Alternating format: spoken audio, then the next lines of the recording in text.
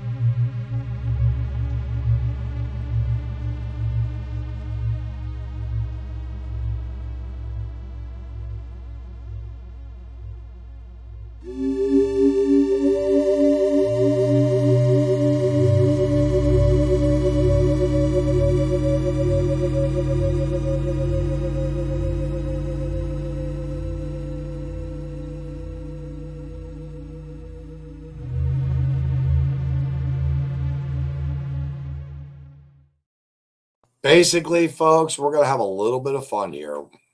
We've got Voltar, Lord Voltar, coming next week. So here we go. I actually read this one page in particular when I had Lee Weimer on a couple weeks back. I'm going to read it again because, again, this is all coming together. Worse than being stupid is not knowing that you're stupid. Worse than being stupid is being ignorant of your own stupidity. Worse than being stupid is thinking you are smart, pointing out how stupid other people are. Worse than being stupid is remaining stupid more than once, doing the same thing over and over, expecting different results. Worse than being stupid is being friends with those who are more stupid than yourself. Worse than being stupid is staying in relationships with stupid people, hoping and praying they will change. Faith comes into play here. Worse than being stupid is pointing fingers at everyone else but yourself. Bad judgment call to try and to be funny. Worse than being stupid is talking incessantly about stupidity. And finally, worse than being stupid is a lack of an awareness of how stupid you are. Folks, I'm okay with saying I'm stupid. I've said it many times. In fact, some friends of mine were saying, you can't run for governor and say you're stupid, but I can. Why? Like anyone else. We are all ignorant, believe it or not. We are all ignorant. I'm going to repeat that until we learn. Once we learn, we're no longer ignorant.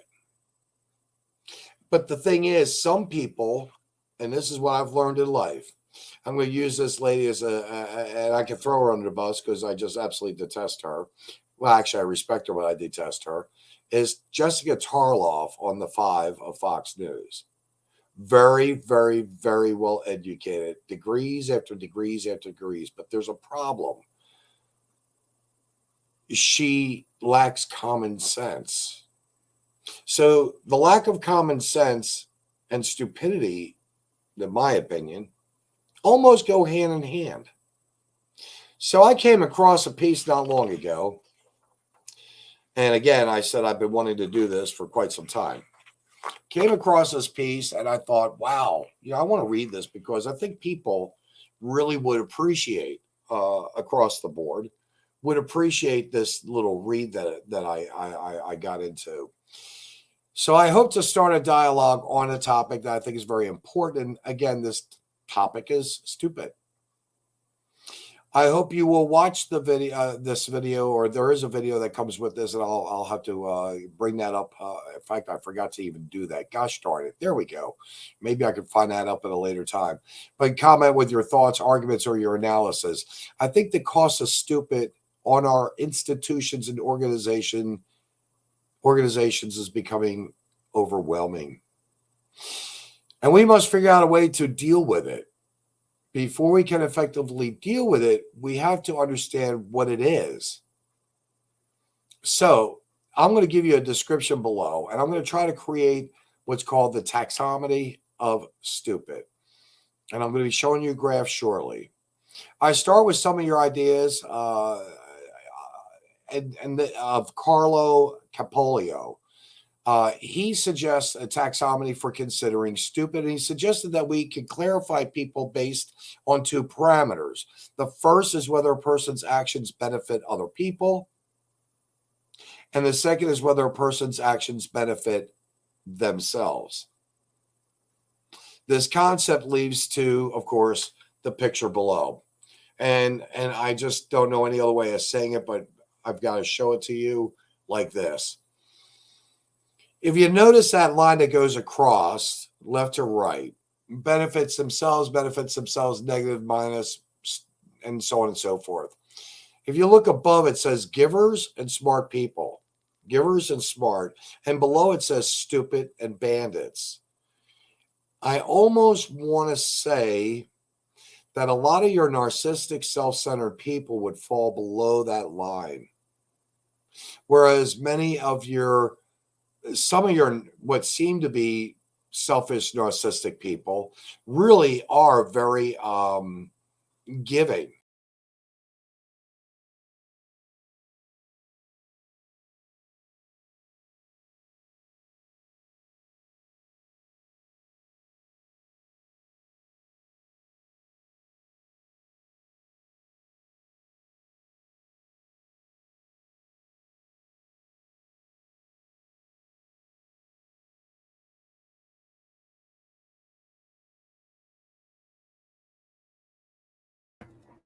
But Hey that, Ben, you yes?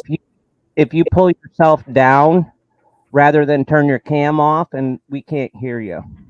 Oh, okay, I got you. I don't know how to pull myself down, so that's okay. I'm going to try and figure that one out.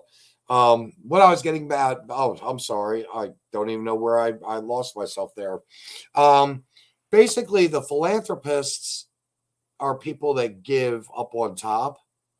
And the ones that don't give, and even some philanthropists do give, for instance, they fall in the shadow of what I call the narcissistic self-centered people, because it's kind of like Oprah Winfrey and The Rock coming on saying, hey, give to the people in Hawaii, all these poor people in Hawaii.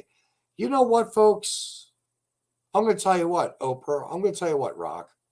Both of you should be giving a lot of your billions and not even coming on here are coming on the programs, television commercials, so on and so forth, asking people who are barely getting by to donate 10, 20, 30 bucks.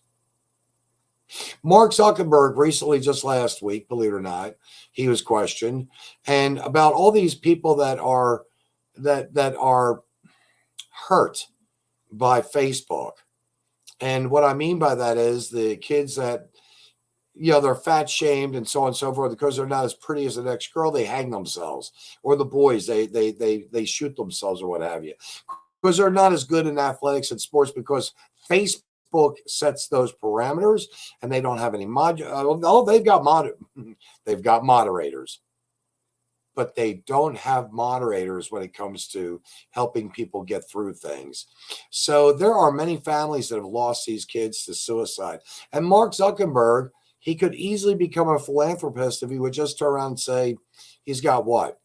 $115 billion. Why can't he throw 15, 20 billion to those families that have lost those children into programs that can help these kids get through their fat shaming moments or whatever it may be? There are psychological issues, but they don't do it. They won't do it. Instead, he says, "I'm sorry about that, but we're going to try and make a better, with your invested money, we're going to try and make better programs." That's not helping anyone. So with this particular piece that I'm showing you, this is, and I want you to notice this work was stupid. It has nothing to do with the educational level or how someone learns. It has to do with whether their actions, again, benefit themselves and benefit others. The intriguing thing about stupid people is that their actions do not benefit other people, and they do not benefit themselves. It is easy for us to understand the bandits. They are selfish and always doing things only to benefiting themselves. This is easy to understand and easy to deal with. Also, the givers are easy to understand and easy to deal with. They are selfless people that just want to do good without wanting anything for themselves. We admire and inspire to be smart. Someone who makes the world a better place and then nicely rewarded for their work.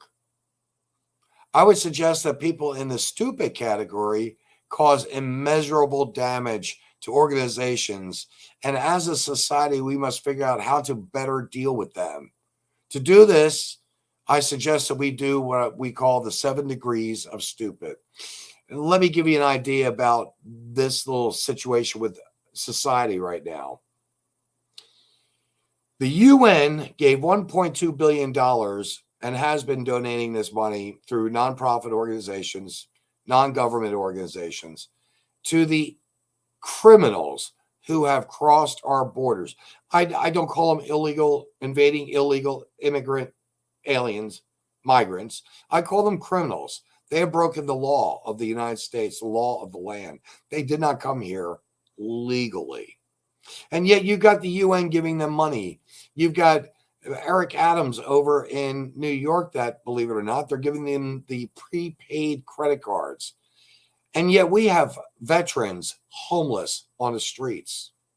We have mothers that cannot buy formula or diapers for their babies. We have families that are struggling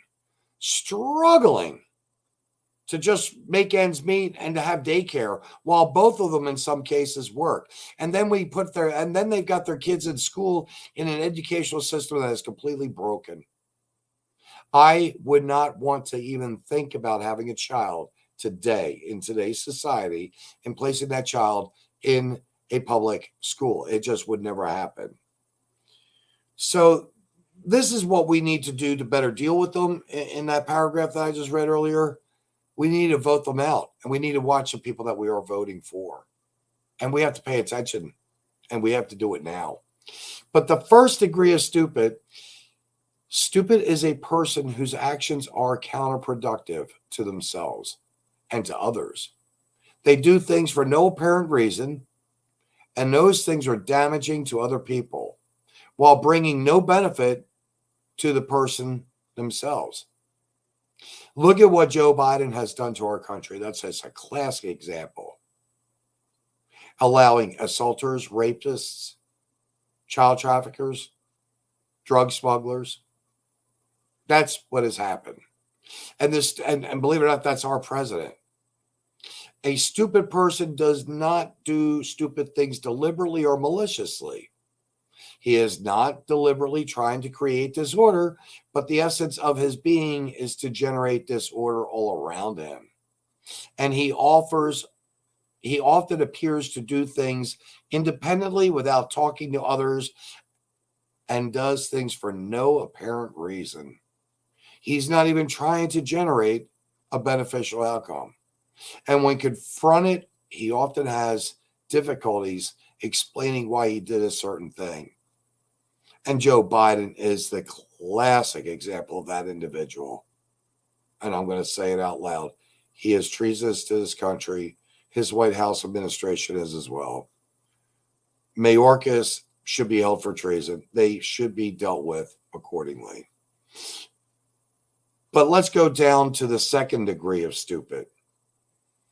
The stupid person always breaks things. I.e., example, signing off on Trump's great policies. Just destroy it so that we can destroy our country. That's what Joe did. Understanding that things could be physical objects, organization systems, software processes, or relationships. The core competency of the stupid person is to bring disorder to all things around them. A smart person constantly brings order to the things around him, but the stupid person brings disorder. The stupid person is not trying to bring disorder, but is just the fundamental output of his actions. And I like to say this White House administration, the past 3 years, Donald Trump had the touch of gold. He really, truly did. He had the Midas touch of gold.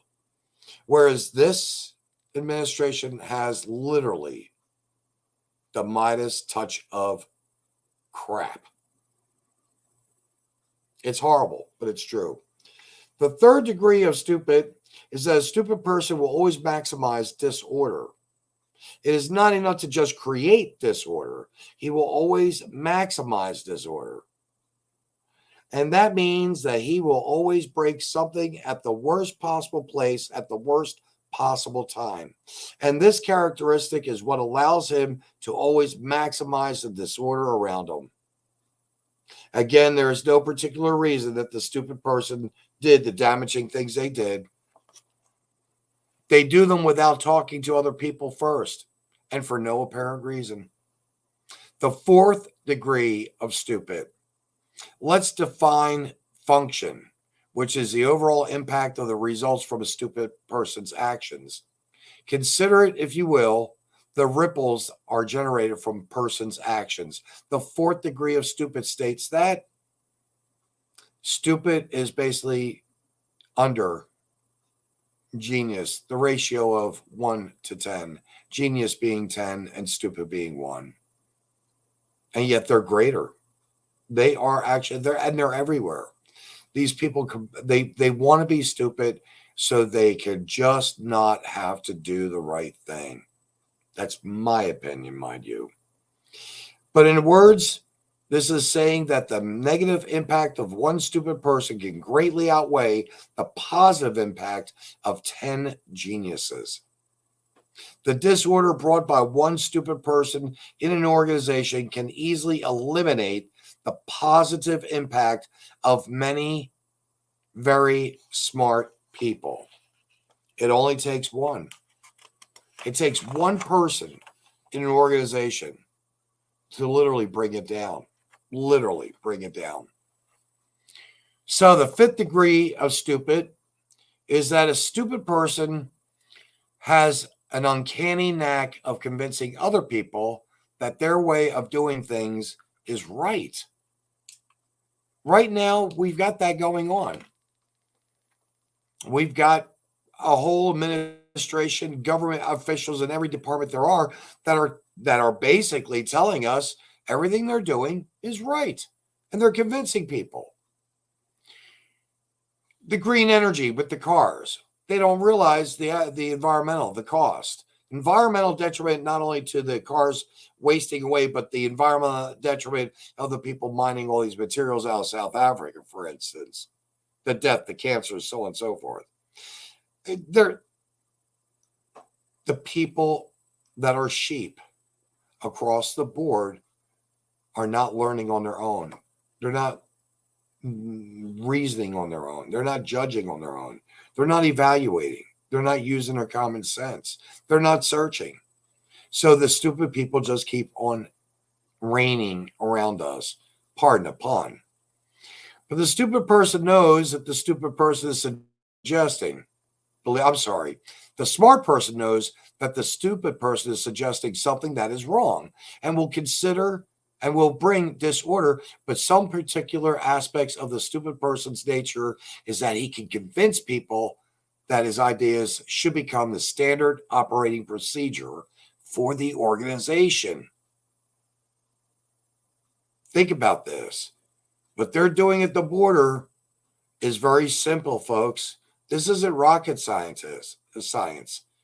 They have allowed over 13 million people into this country in the past 3 years. Yes, I said 13 million. 8 to 10 million that we know of, and at least 2.5 to 3.5 gotaways that we have no clue of. And they are going to be voting blue. They're going to be voting Democrat. They're the one that are singing high praises to Joe Biden. The Democratic Party knows they're going to take a beating this year. But probably in about, I'm going to say 10, 15 years, I hope I'm dead at that time. No, I don't. I really want at least 20, 30 more years left. But I'm hoping by the time I'm dead, let it all go to hell then. I hope my son, my friends, younger people will be safeguarded. But seriously, the smart person will warn that the stupid person's ideas will bring utter disorder to the organization, yet the stupid people's ways is always adopted. Then when utter disaster occurs, the smart people are blamed. Since his negativity, unwillingness to support the new direction, and argumentativeness must have been the reason for the disorder. I'll show you something here I really thought was kind of cute. And really, you could do this. You can put yourself at the top and then just read that. I would rather sit alone in truth instead of agreeing just to fit in. And this, of course, is with the school board. We have that down there. But you can do that with anything right now. You could do that with the union. You could do that with voting Democrats. You could do that with all these different organizations, so on and so forth. You would rather, I believe, want to stand out in truth than jump on board with what they've got going on. I'm going to come down here a little bit. I'm going to throw a couple more little pieces out in here so you can read this as I'm reading that. Truth does not mind being questioned. A lie does not like being challenged. But the 6th degree of stupid, not only will stupid people never have a good idea, but the stupid person is not able to recognize a good idea when it is put in front of them. They have an ability to ignore facts, data, and logic to continue to believe that their way is right, despite the disorder it brings to the organization. It is almost impossible to force a stupid person to do the things that are right. On some occasions, he might be forced to do the things that are right, but he will always go back to doing the things the stupid way at the worst possible place and the worst possible time. Again, this ensures that he continues to maximize disorder in the organization around him. Definition of stupid is knowing the truth, seeing the truth, but still believing the lies. Which brings us to the 7th degree of stupid.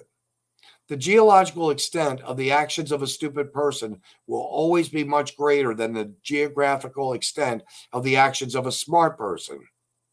A smart person will come to work and face a set of tasks he must do. He realizes that by grouping the tasks in a certain way, he will not have to retool as often and hence can complete his work most efficiently or with the highest degree of order. His smart action can have limited geographical impact, and the impact is usually limited to his immediate cubicle or potentially to the people in the adjacent cubicle. In contrast, here we go with another one. When you're dead, you don't know you're dead. The pain is felt by others, and the same thing happens when you're stupid. When you're stupid, you don't know you're stupid, and the pain is felt by us. So in contrast, the geological extent of the actions and ideas of the stupid person will permeate the entire operation. One reason is that the stupid person is often drawn to jobs involving written or writing standard operating procedures or to bureaucratic jobs. Notice that word, bureaucratic jobs, which define company policies and procedures. This is a natural consequence of the third degree, which is that a stupid person will always maximize disorder. The stupid person is drawn to jobs which will enable him to maximize disorder. You know, stupid people are like glow sticks. I want to snap them and shake the shit out of them until the light comes on. Ever want to do that with someone? Just want to choke them out.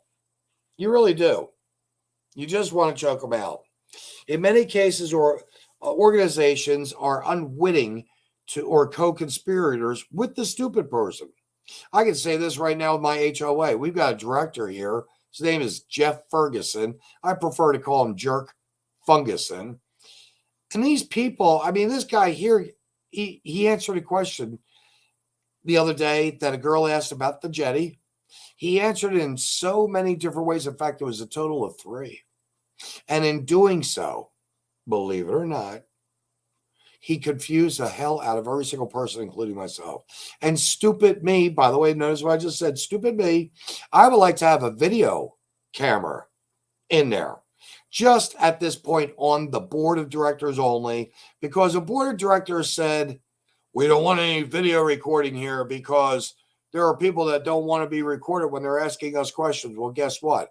We want a video recording so those of us that cannot attend can listen to the shenanigans and all the BS that you are doing to our HOA and the residents thereof. Simple as that. In many cases, the factory floor manager becomes frustrated and shuffles them off to a bureaucratic position where he eventually writes the company's policy. Hence, the smart person loses his ability to even have limited geographic impact, since he now must follow the procedures written by that stupid person. Hence, disorder continues to be maximized in the organization. I've got to tell you, folks, we're in a bad, bad way. We really, truly are. And all I can say is this is my prayer. This is what I want to say to my son. And this is why I hope that you may consider a reading, and I'm going to read it out loud, but consider keeping in your little toolbox later down the line. To my kids and my grandkids, I am sorry I was too weak to fight and stand up for your freedoms that I once enjoyed. I was too scared to lose my job. I was afraid I'd offend my friends. The reason you don't have your freedoms anymore is because of people like me that thought others would fight this fight. And I did not stand with them. If you haven't stood up against the madness yet, y'all better start memorizing this speech above.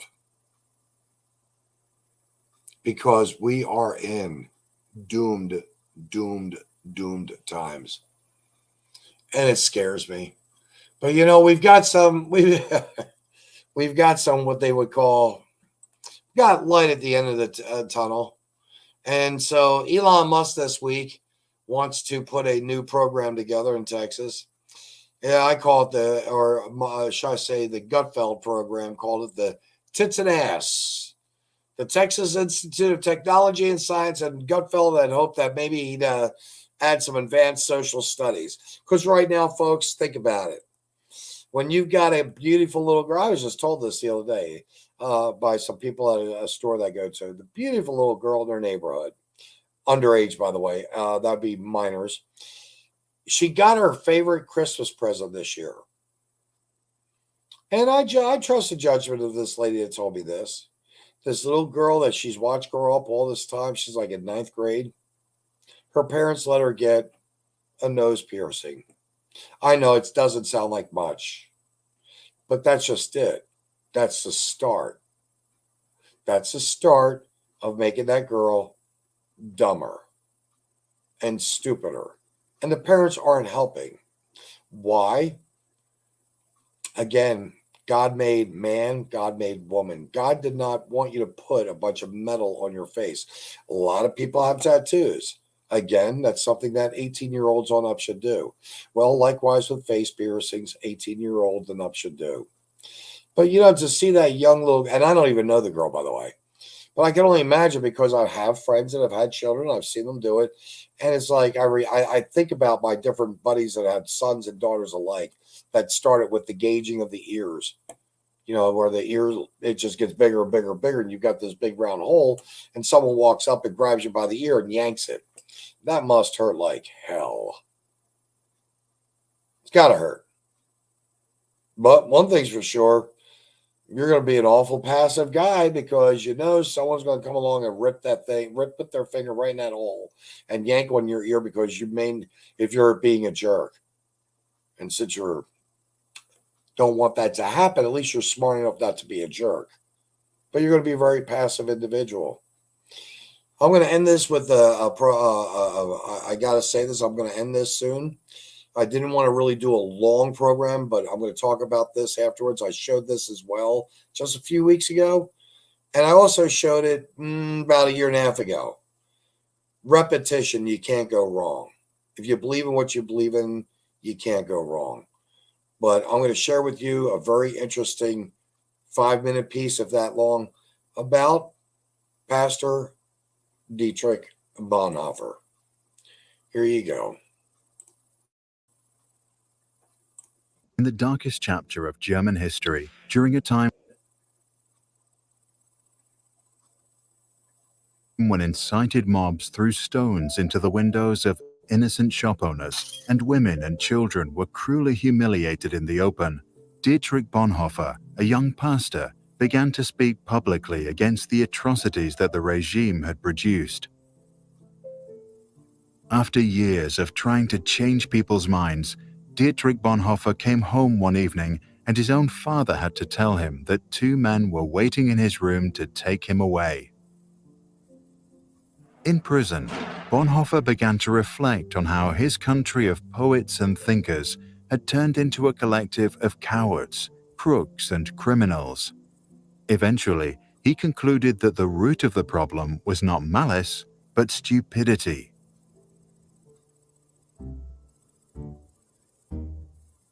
In his famous Letters from Prison, Bonhoeffer argued that stupidity is a more dangerous enemy of the good than malice, because while one may protest against evil, it can be exposed and prevented by the use of force. Against stupidity, we are defenseless. Neither protests nor the use of force accomplish anything here. Reasons fall on deaf ears. Facts that contradict a stupid person's prejudgment simply need not be believed, and when they are irrefutable, they are just pushed aside as inconsequential, as incidental. In all this, the stupid person is self-satisfied and, being easily irritated, becomes dangerous by going on the attack. For that reason, greater caution is called for when dealing with a stupid person than with a malicious one. If we want to know how to get the better of stupidity, we must seek to understand its nature. This much is certain. Stupidity is, in essence, not an intellectual defect, but a moral one. There are human beings who are remarkably agile intellectually, yet stupid, and others who are intellectually dull, yet anything but stupid. The impression one gains is not so much that stupidity is a congenital defect, but that under certain circumstances, people are made stupid, or rather, they allow this to happen to them. People who live in solitude manifest this defect less frequently than individuals in groups, and so it would seem that stupidity is perhaps less a psychological than a sociological problem. It becomes apparent that every strong upsurge of power, be it of a political or religious nature, infects a large part of humankind with stupidity, almost as if this is a sociological psychological law where the power of the one needs the stupidity of the other. The process at work here is not that particular human capacities such as intellect suddenly fail. Instead, it seems that under the overwhelming impact of rising power, humans are deprived of their inner independence and, more or less consciously, give up an autonomous position. The fact that the stupid person is often stubborn must not blind us from the fact that he is not independent.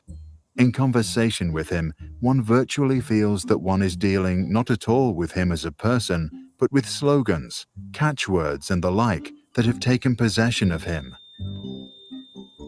He is under a spell, blinded, misused, and is abused in his very being. Having thus become a mindless tool, the stupid person will also be capable of any evil, incapable of seeing that it is evil. Only an act of liberation, not instruction, can overcome stupidity. Here, we must come to terms with the fact that in most cases, a genuine internal liberation becomes possible only when external liberation has preceded it. Until then, we must abandon all attempts to convince the stupid person. Bonhoeffer died due to his involvement in a plot against Adolf Hitler at dawn on the 9th of April 1945 at Flossenburg concentration camp, just 2 weeks before soldiers from the United States liberated the camp. Action springs not from thought, but from a readiness for responsibility. The ultimate test of a moral society is the kind of world that it leaves to its children, Bonhoeffer once said. Check the description below to read Bonhoeffer's original text, After 10 Years.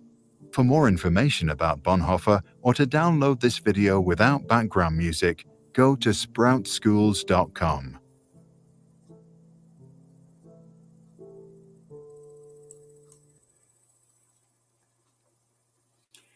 You know, that's the whole thing about where we're at right now. We have to be brave. We can't walk around saying we're the most intelligent people or we know everything. There is nothing like a person that's a know-it-all. As a young boy, my nana used to call me, Professor Know-It-All. In a way, I always giggled and laughed about it, but as I grew up, I understood what she meant by that. Yes, I questioned everything. It's when you stop questioning. It's when you just go along with the program. It's when you don't have that independent thought process. It's when you do what you're told without thinking. It's when you give up your liberties and freedoms to say, hey, I want to think outside the box, but instead there are people that will keep you contained in that box. They want you there. They need you there. I look at the police officers that were beaten up in New York City last week, and the 4 criminals, the illegal immigrant criminals that did this, the aliens, that this invasive species of humans that are coming across our borders, that did this to these cops. Believe it or not, they all changed their names. They went to an NGO, changed their names, got some free tickets, and ran it out over to California, where Uncle Gruesome Newsom welcomed them with big open arms and probably has them living in the basement of his mansion, because that's what these people do in power. They protect their own, and that's what these guys are. They're being protected. Oh, I'm sure that they're going to come to court. But, damage done. When they were released, they literally, two of the guys gave America the big finger. Just flipped us off. And we're saying that it's because the algorithms have control of part of the chat. So is at the mercy of the honesty policy. There you go. Yeah, I kind of noticed that, we didn't have many viewers on tonight. And I'm okay with that. Of course, I did not share this out. And people are probably enjoying the nicer break of weather we've had lately. But seriously, even when it comes down to Facebook, you cannot tell your truths. Because which I have done, and I don't know if you guys know me well enough yet, but I will say things that will offend you. It's not that I want to purposely offend you. It's not that I want to tick you off. If anything, in some cases with some of these memes, I'm just trying to be funny as hell. And yes, I kind of take an approach that's very strong and biting. But that's the only way, personally, I can deal with stupid people, is to just call them out for what they are. We, right now, and by the way, I love the show last night with Chad and Sally. Chad's really stepping up. Put out some great pieces that they could talk about. And thank goodness, under the control of Don Corleone, our little our puppeteer, our man that's in charge. And I love Dave. I love him with all my heart. He's been helping us keep out of trouble. But Kimberly Moyers and Dakota Moyers of the Logbook with little baby B, they were over at Eagles Pass. They were over in Texas. They were with that truck convoy, and they squelched her comments. They only let her really say one sentence, if I'm not mistaken. And believe me, Kimberly, like myself, Kimberly, like Chad, or like Sally, like Dave, we all, like Dakota, even Baby B's beginning to learn some words. But seriously speaking, we all have something to say. And right now, and Sally said it very well last night. She said, we have been talking about this for several years, yet no one's listening. No one wants to listen. No one wants to hear. No one wants to realize that there are people out there that really do care. And they want, they want to keep it going the way it should be, the right way. What is this? Love the Reno, by the way. Now you just need a pepper flag and sing. Yeah. The renovation behind me. Yeah, I kind of like it too. It didn't cost much. In fact, it didn't take any time at all. Thank you. But no, I'm going to hope. I'm going to pray.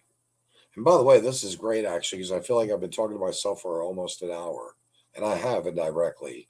I believe Sally was on. Thank you, by the way, Sally, out there in Belgium. And you really should check out Underneath My Angel Wings. And Don Corleone, Dave. Looks like I think you guys were the only ones on here. I like that. Someone was blocked. I don't know who that was. I like that. Finger, not fingering lamp. Oh boy, is that bad. No problem. Yes, Sally, thank you. Hopefully I'll be able to chit chat with you later. Made a quick news. Oh, okay. We have a new quick short. Well, you know what, folks? I'm going to end this. It's a little shorter than normal. It's not what you say, it's how you say it. It's your positive attitude that's going to carry a situation. And really, more than anything, it's standing up for what you know is right. You've got to believe in yourself. And sometimes it takes a lot of hits. I'm going to close with one last thought. Heath Gilbert in Cameron, Missouri, stood by himself back on October 17th at a school board meeting. I approached him, gave him my number, offered him my name, told him I wanted to be his best friend, new best friend, because I listened to him. He made sense. And as the months rolled on, basically a federal crime was committed by the school board. I helped do the PR with Freedom Centers of America, David Rowlands. Heath did the rest, got his foot in the door. David placed a nice, wonderful crew of people around him, lawyers, attorneys, students in some case, third, fourth year students. And they filed charges for a violation of Heath's First and 14th Amendment rights. They served the papers federally through the courts down in Kansas City, serving the papers to the school district, and several of the higher echelon of the school board was served, and so on and so forth. It cost the school board, I'm just going to throw a number out there, $60,000 to go through their attorneys to fight Heath and his small law firm around him. Ultimately, Heath won. Heath was victorious. And the reason why he was victorious is because he had the right people around him who believed in him. But the number one reason why he was victorious is because he believed in himself and he knew what he knew. And now, almost a year later, things are coming around. People are gathering around. They're beginning to say, yeah, this guy's not so bad after all. School district, by the way, had to pay $17,500 to his lawyers who took care of him, plus another $60,000 of the taxpayers' money to defend themselves, of which they lost when all they had to do was simply follow protocol, follow policy, and they didn't. If one man in a small community as such, Cameron, Missouri, can make a change in his community, believe it or not, you can too. You just have to have faith and belief in yourself. And you've got to be persistent. You got to have a positive attitude. You can't be mean and ugly. You got to do it the right way. And right now, our country, and I'm going to say this, Chad and I have gone round and round on this. Chad Candy, my charming clown, my devil's advocate. I love Chad so much. I love the fact that he banters and argues with me. And sometimes he opens my eyes. He helps me see. Other times it's just a wash. But the fact of the matter is this. We're all different. We're all of different opinions. We're all of different ideas and concepts. The thing is, are those ideas and concepts that you have, are they productive or are they negative? I'll use a word that I hate to use right now because they say the loony left is progressive. Okay, well, let's forget about the progressive in that term for the loony left. So let's just look at the word progress. And you know what? It's not so much progress, which is what we need more of, but think about the alternative. Think about the voting that we need to do. Because right now we've got to change a lot of people in Congress. A little play on words, but it's ever so true. Ever so true. We've got to get out there and to vote. But I am in fear. We have the soapbox, which is what I'm on right now. We have the ballot box where we can vote. Like that V vote. We've got the jury box. That's our judicial. We know what right from wrong, how to find that balance, whatever it may be. And we've got the fourth box, which is the A.M.M.O box. So, folks, don't kid yourself. We are one of the most armed nations, if not the most armed, privately nation in the world per capita. I believe, gosh, I don't want to throw it out there. I wish I had someone that would tell me 400 million guns to like a population of 340 now. Well, no, I'm sorry.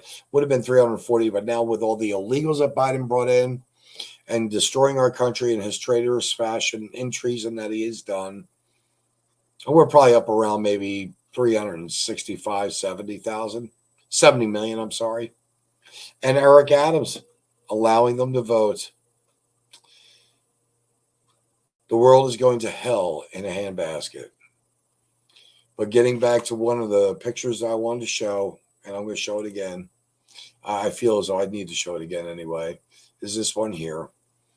To my kids and grandkids, I am sorry I was too weak to fight and stand up for your freedoms that I once enjoyed. I was too scared to lose my job, and I was too afraid I'd offend my friends. The reason you don't have your freedoms anymore is because of people like me that thought others would fight this fight, and I did not stand up with them. If you haven't stood up against the madness yet, y'all better start memorizing this speech. And more than anything, y'all better stand up and start fighting. I'm going to tell you, it's now or never. I always wanted to sing the tune, but I didn't want to ruin your eardrums. But seriously, it's now or never. We've got to get involved, and we got to do it yesterday. I've had a great evening for a moment, a little bit of decompression. I really wanted to get this little bit out about stupid. I know I talk incessantly about it. Maybe that's because I'm stupid, as I say that I am.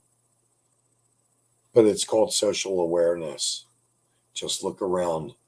You'll see the stupid people. When you see a 35-year-old man walk around in his pajamas and a pair of flip-flops in 18 inches of snow, is that brilliance? When you see a young girl, walking around and she's got hoochie coochie pants on and it's hanging out. She's got tattoos from head to toe because she wants to, of course, impress the guys that have tattoos and be that biker chick or whatever. And she's only, 16, 15 years old, 17, heck, even 18 or 19. Not like it was when we grew up. Mom and dad had better control of us. And really, folks, it starts at home. As I said, my friend that said that little girl, that neighborhood kid, that she got what she wanted for Christmas, her nose pierced. In ninth grade, that would put her about 14. Why? Why not wait? And in the case of my family that has a girl that's now 18, wants to be a boy, expecting mom and dad, by the way, to pay for all the medical charges, the whole 9 yards, kick her ass out. It's called tough love. You don't need to be stressed. In the meantime, from the bottom of my heart, love you, folks. Come back next week, by the way. We've got a very special guest, so I hope you will visit. We'll get better promo on that. That was all my fault. I dropped the ball. I couldn't help it. But we'll work on it. We're always getting better. At least we try to. Thank you very much for hanging in there.